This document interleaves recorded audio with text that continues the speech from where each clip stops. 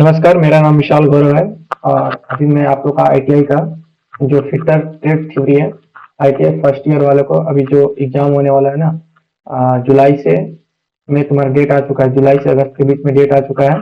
तो उसी का आज हम लोग लेक्चर नंबर सेकेंड को देखने वाले हैं, ठीक है। मेरा ये दावा है कि अगर जो भी बच्चा ये मेरे द्वारा जो लेक्चर प्रोवाइड कराया जा रहा है, तो डायरेक्ट नीमी के मॉक टेस्ट से ही प्रोवाइड कराया जा रहा है। अगर आपको नहीं पता है कि नीमी क्या है, ठीक है, अगर आपको नहीं पता है कि नीमी क्या होता है, तो नीमी एक भारत सरकार द्वारा आईटीआई का एक एप्लीकेशन है जिसमें मॉक टेस्ट दिया जाता है। तो उसी का हम यहाँ पे एनालिसिस करवाते हैं, ठीक है। तो एकदम मेरा 100% ये दावा है कि अगर आप मेरी इस वीडियो को एग्जाम तक देखते हैं, अगर आप कुछ भी नहीं पढ़े होंगे, तब भी आप यहाँ पे अच्छा स्कोर कर सकते हैं, ठीक है। चलो, तो आज की इस वीडियो में यहाँ पे हम लोग स्टार्ट करते हैं। सक्सेस एंड टेस्ट लेक्चर में आप सभी का स्वागत है। तो बच्चों देखो, तुम्हारा फर्स्ट क्वेश्चन यहाँ पे क्या है। तो देखो, यहाँ पे ध्यान से एकदम सुनना और जहां तक हो सके मेरे साथ नोट्स बनाते चलना, क्योंकि नोट्स ही तुम्हारा काम आएगा। मैं यहाँ पे प्रत्येक रोज यहाँ पे एक लेक्चर प्रोवाइड कराऊंगा, नीमी मॉक टेस्ट प्रोवाइड कराऊंगा, ठीक है। कभी मैं स्पेशल वीडियो इसको बना दूंगा कि नीमी मॉक टेस्ट क्या होता है, ठीक है। अभी फिलहाल जो मैं पढ़ा रहा हूँ चुपचाप उसको पढ़ो, ठीक है। ऑब्जेक्टिव फॉर्म में आएगा, 75 क्वेश्चन तुम्हारा आता है, ठीक है। 75 क्वेश्चन आता है और उसमें तुम्हारा ऑब्जेक्टिव ऑनलाइन मोड में एग्जाम होता है तुम्हारा, ठीक है। आईटीआई फर्स्ट ईयर वाला फिटर थ्योरी, ठीक है। और इसी प्रकार से फिटर सेकेंड ईयर का, फिटर इलेक्ट्रीशियन का, प्लम्बर, सबका यहाँ पे सीरीज बाय सीरीज लेक्चर लाऊंगा। फिलहाल अभी यहाँ पे फिटर फर्स्ट ईयर का है। किसका है, यहाँ पे मैं लिख रहा हूँ फिटर, ठीक है, फिटर फर्स्ट ईयर, ठीक है, फिटर फर्स्ट ईयर वाला का है। चलो देखो बेटा, यहाँ पे तुम्हारा फर्स्ट क्वेश्चन क्या है। तो क्वेश्चन को एकदम ध्यान से सुनना और नोट करते चलना। चित्र में दिखाए गए पीपीई का नाम क्या है। क्या बोल रहा है, चित्र में दिखाए गए पीपीई का नाम क्या है। यहाँ पे चित्र दिया हुआ है तो उसका पीपीई का नाम पूछा है। तो पीपीई का फुल फॉर्म यहाँ पे जान लो, इसका होता है personal personal protective personal protective equipment. क्या होता है, पर्सनल प्रोटेक्टिव इक्विपमेंट होता है, ठीक है, याद रखना। पीपी का full form personal protective equipment होता है। तो यहाँ पे देखो बोला क्या है कि चित्र में दिखाए गए पीपी का नाम क्या है। यहाँ पे आपके सामने ये चित्र है, इसमें आपको बताना है कि इसका जो फिगर है उसमें पीपी का नाम क्या है। तो बेटा देखो, कभी भी तुमको इस टाइप का अगर फिगर मिले तो उसको क्या बोलते हैं, उसको बोलते हैं welding hand screen. Option C is the correct हो जाएगा। क्या होगा, वेल्डिंग हैंड स्क्रीन, ठीक। आगे देखो, second number question. Second number आपका है which type of thread is used in the screw jack. Hindi में क्या है, स्क्रू जैक में किस प्रकार के थ्रेड का उपयोग किया जाता है। ऑप्शन ए है वी थ्रेड, ऑप्शन बी है एकमे थ्रेड, ऑप्शन सी है नकल थ्रेड, ऑप्शन बी है स्क्वायर थ्रेड। इसका आंसर क्या हो जाएगा, option D is the correct answer, square thread इसका हो जाएगा, ठीक है। चलो नेक्स्ट क्वेश्चन लोग देखते हैं, एकदम डिक्टो। हम बोल रहे हैं ना कि तुम लोग मेरे पे विश्वास करो, ठीक है, मेरे विश्वास करो। 2 महीना तुम्हारा भी एग्जाम है, 60 दिन करेंगे, 60 दिन 60 मैराथन लेके आने वाले यहाँ पे, फर्स्ट ईयर वाले के लिए और सेकेंड ईयर वाले के लिए। एकदम 100% कर, अगर इसमें से क्वेश्चन नहीं आता है, ठीक है। अब मैं ये नहीं कहूंगा इसमें से टोटल आ जाएगा, लेकिन इतना जरूर कर सकता हूँ कि जो बच्चा अभी तक कुछ नहीं पढ़ा होगा वो पास जरूर कर जाएगा मेरे इस वीडियो को देख के, ठीक है। तो अगला चलो तुम्हारा देखो, अगला क्वेश्चन है, देखो अगला क्वेश्चन है तुम्हारा नकल थ्रेड। यहाँ पे थर्ड नंबर क्वेश्चन कट चुका है, ठीक है, तो उसको फिलहाल अगला में देख लेंगे। फिलहाल फोर्थ नंबर क्या है, देखो फोर्थ में क्या है, नकल थ्रेड की आकृति क्या है। क्या है फोर्थ में, नकल थ्रेड की आकृति क्या है। तो बेटा याद रखना, ये कैसा होता है, गोला होता है। Option B is the correct हो जाएगा। एग्जाम में आएगा नकल थ्रेड की आकृति क्या है, तो ये होगा गोला, ठीक। अगला देखो, अगला है तुम्हारा 5 नंबर, कौन सी प्रक्रिया सीट मेटल के दो, क्या बोला है, सीट मेटल के दो किनारे के साथ जोड़ बनाती है। फिर से सुनेंगे क्वेश्चन, कौन सी प्रक्रिया सीट मेटल के दो किनारे साथ जोड़कर जोड़ बनाती है, ठीक है। तो क्या हो जाएगा, ये ऑप्शन बी हो जाएगा, स्विमिंग। मैं यहाँ पे इंग्लिश नहीं पढ़ रहा हूँ, ठीक है, इंग्लिश पढ़ने और इंग्लिश और हिंदी पढ़ूंगा तो फिर ज्यादा टाइम लॉस होगा, वीडियो बहुत लंबा जाएगा। मेरा मेन मोटिव वीडियो लंबा करने का नहीं है, तुम लोग बस सीखो, ठीक है। और इसी तरह हम यहाँ पे जो इसका करेक्ट आंसर होगा सिर्फ वही मैं बोलूंगा, तो इसका बेटा आंसर हो जाएगा स्विमिंग, ठीक है। अगला है 6 नंबर। 6 नंबर क्या है, देखिए स्टील रूल की रीडिंग सटीकता क्या है। क्या बोला है, स्टील रूल की रीडिंग सटीकता क्या है, तो अब याद रखना 0.5 mm। Option C is the correct answer. क्या होता है? 0.5 mm। mm का मतलब मिलीमीटर होता है। ठीक है, आगे देखो, आगे देखना सेवेंथ नंबर क्या है। सेवेंथ में आपका है चित्र में टूटे हुए स्टड को हटाने की कौन सी विधि दिखाई गई है। ठीक है, चित्र में एक मिनट, थोड़ा यहाँ पे अच्छा से शो नहीं हो रहा है। हाँ अब ठीक है। चलिए, तो यहाँ पे देखेंगे, ध्यान दीजिए क्या बोला है यहाँ पे, चित्र में टूटे हुए स्टड को हटाने की कौन सी प्रक्रिया दिखाई गई है। तो यहाँ पे देखो ये तुम्हारा फिगर है, ठीक है, इसमें आपको बताना है। ठीक, तो इसमें हो जाएगा एजिंग आउट। क्या हो जाएगा? Ageing out. ऐसा फिगर कभी भी मिले और वहां पे तुमसे पूछे कि चित्र में टूटे हुए स्टड को हटाने की कौन सी विधि दिखाई गई है, तो इसमें देखो पहले फिगर को दिखना है और इस टाइप को फिगर को माइंड में एकदम सेट करके रखना है। और कभी भी आएगा ऐसा तो किस में मारना है? एजी आउट में मारना है। ऑप्शन ए इसका करेक्ट हो जाएगा। नेक्स्ट देखते हैं हम लोग 8 नंबर। तो 8 नंबर में क्या है, कट गया थोड़ा सा, इसको भी अच्छा कर लेते हैं, 1 मिनट।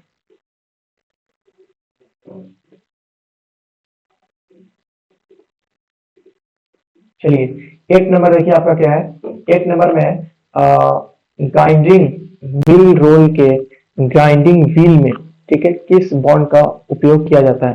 ठीक है, तो याद रखिएगा सैलेक बॉन्ड। Option C is the correct हो जाएगा। ध्यान देना यहाँ पे, यहाँ पे तुमको ऐसे नहीं मिलेगा जैसे यहाँ पे तुम बोल दो कि ग्राइंडिंग का हिंदी में क्या होता है, तो ऐसा कुछ नहीं होता है। ग्राइंडिंग एक इंग्लिश शब्द है जो कि उसी को तुमको पढ़ना है। ठीक है, गाइडलिंग जैसे यहाँ पे दिया हुआ वैसे इसका कोई हिंदी नहीं होता है, तो यहाँ पे सेम डिक्टो ऐसे एग्जाम में पूछेगा। गाइडलिंग मिल रोल के गाइडिंग, ठीक है, गाइडिंग व्हील में किस बॉन्ड का उपयोग किया जाता है। फिर से मैं पढ़ रहा हूँ, थोड़ा सा टफ वर्ड है।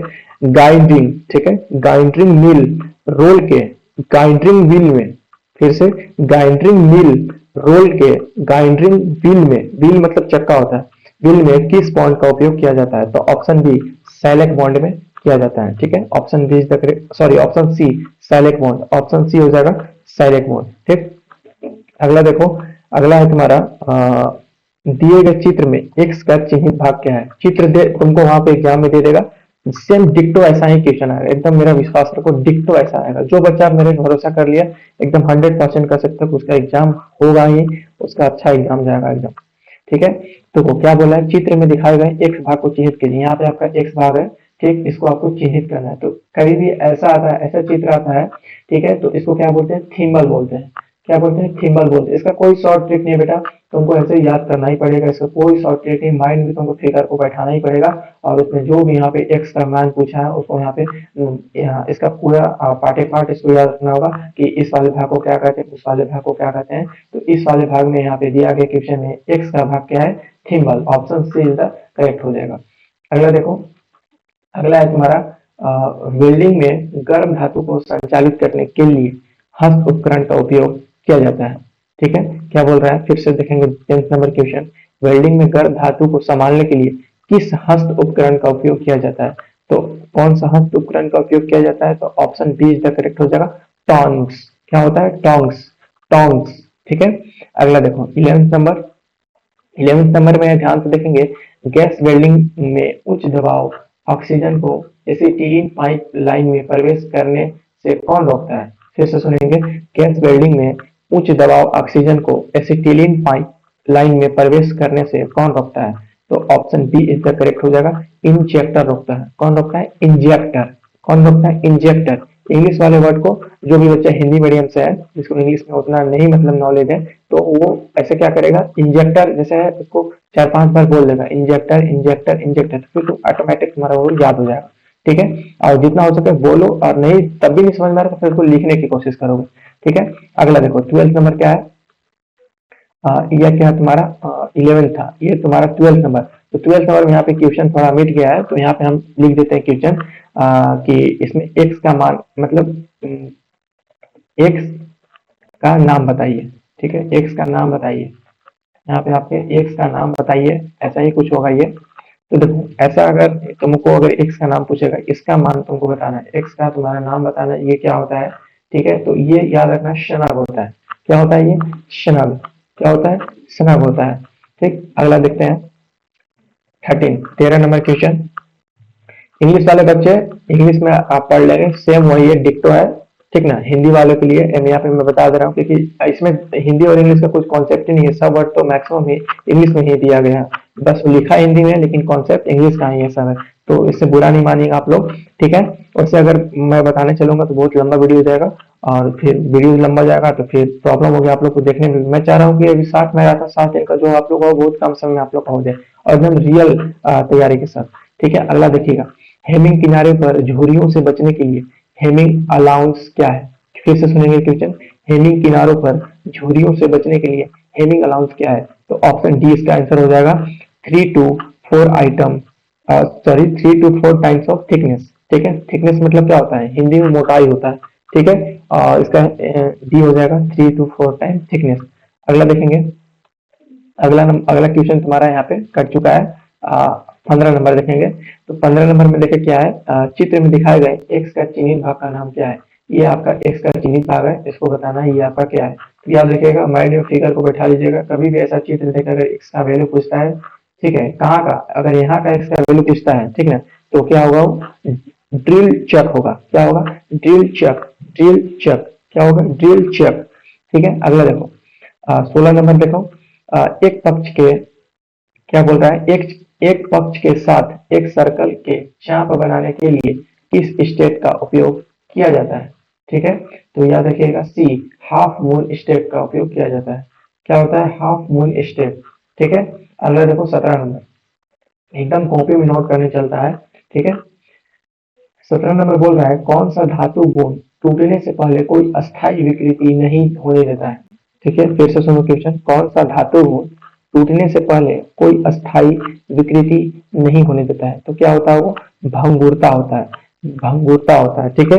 और यहाँ पे एक याद रखना, डक्टिलिटी होता है, ठीक है, मैं इसमें थोड़ा सा बता दे रहा हूँ।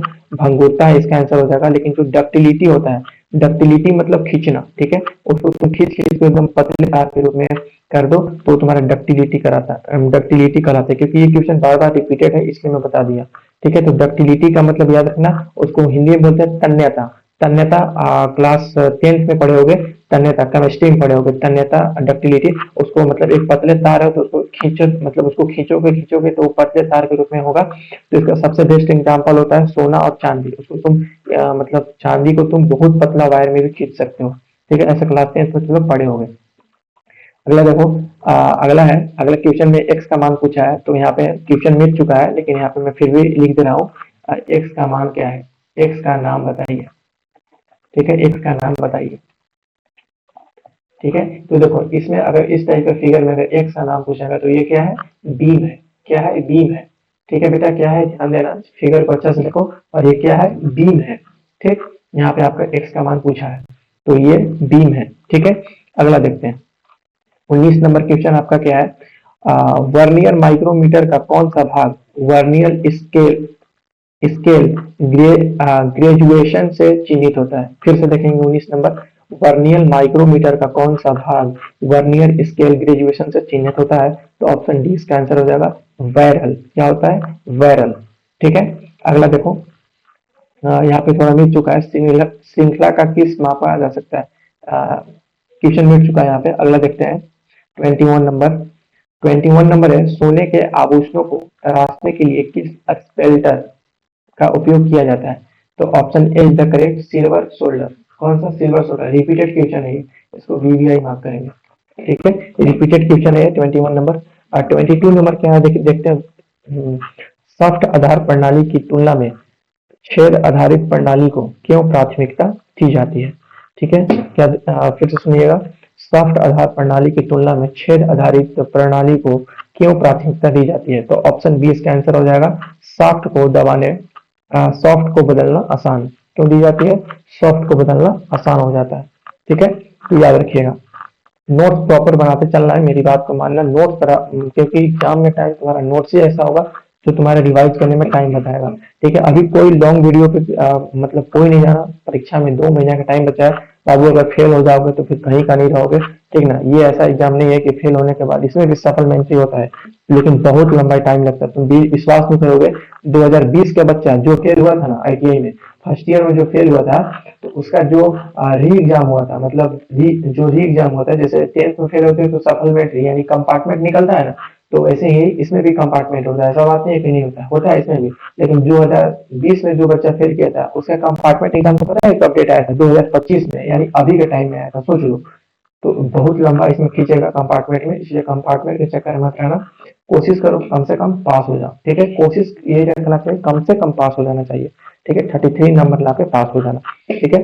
आगे देखो 23 नंबर, धातु का कौन सा यांत्रिक गुण हथौड़ा मारने के दौरान बिना टूटे सभी दिशाओं में फैलता है? इंपॉर्टेंट है ये भी।